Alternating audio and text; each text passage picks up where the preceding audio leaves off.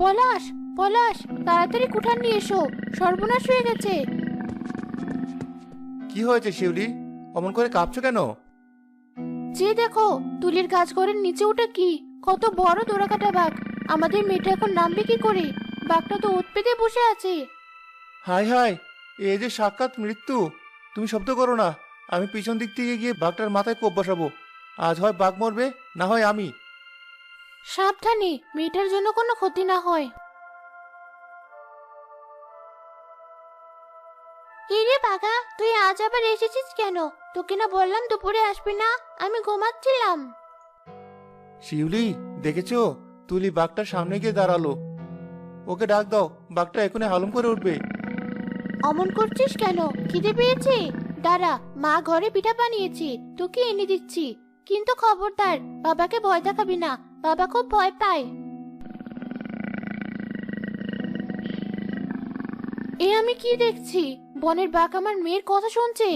পলাশ, আমি তো আগে বলেছিলাম তুলি সাধারণ কোনো মানুষ নয়, ওর মধ্যে নিশ্চয় কোনো দৈব শক্তি আছে। চুপ করো, নিজের চোখে না দেখলে বিশ্বাস করতাম না। কুঠারটা নামিয়ে ফেলি। বাঘটা তো ওকে কিছুই করছে না, উল্টো আদর খাচ্ছে। আমাদের মেয়েটা সত্যিই রহস্যময়ী।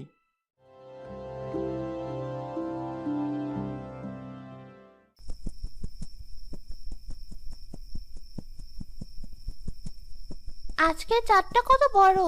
ওরে জোনাকিরা, তোরা আমার ঘরে আয় না।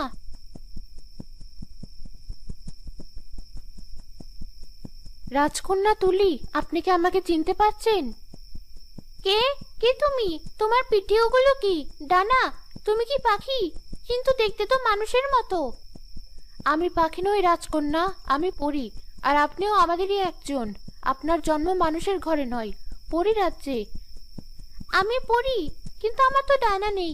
আমার বাবা পলাশ, মা শিউলি। তুমি ভুল করছো। ভুল আমি করছি না।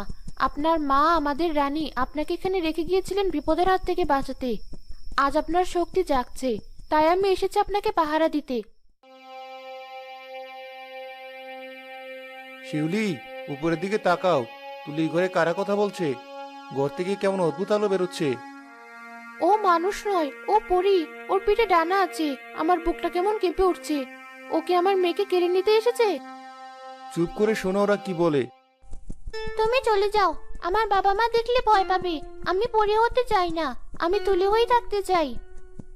আমি চলে যাচ্ছি রাজকন্যা, কিন্তু মনে রাখবেন, আপনার আসল বাড়ি আকাশ ছোঁয়া মেঘের দেশে। সময় হলে আপনাকে ডাক দেওয়া হবে। শুনলে, ও তুলিকে নিতে আসবে। আমি আমার মেয়েকে দেব না, কিছুতেই দেব না। শান্ত হও। কপালের লিখন কেউ খণ্ডাতে পারে না।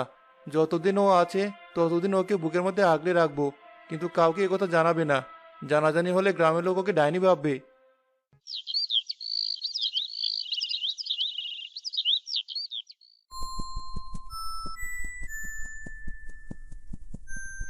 মানুষের পৃথিবীটা এত সুন্দর!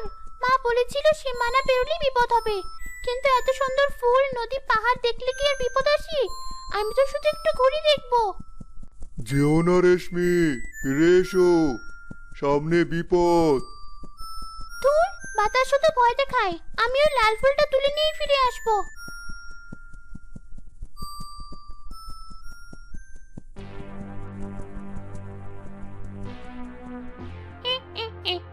কতদিন পর কচি মাংসের গন্ধ পাচ্ছি। একটা বোকা পরিপথ ভুল করে আমার ফাঁদে পা দিয়েছে। আজ আমার ভাগ্য খুলে গেল।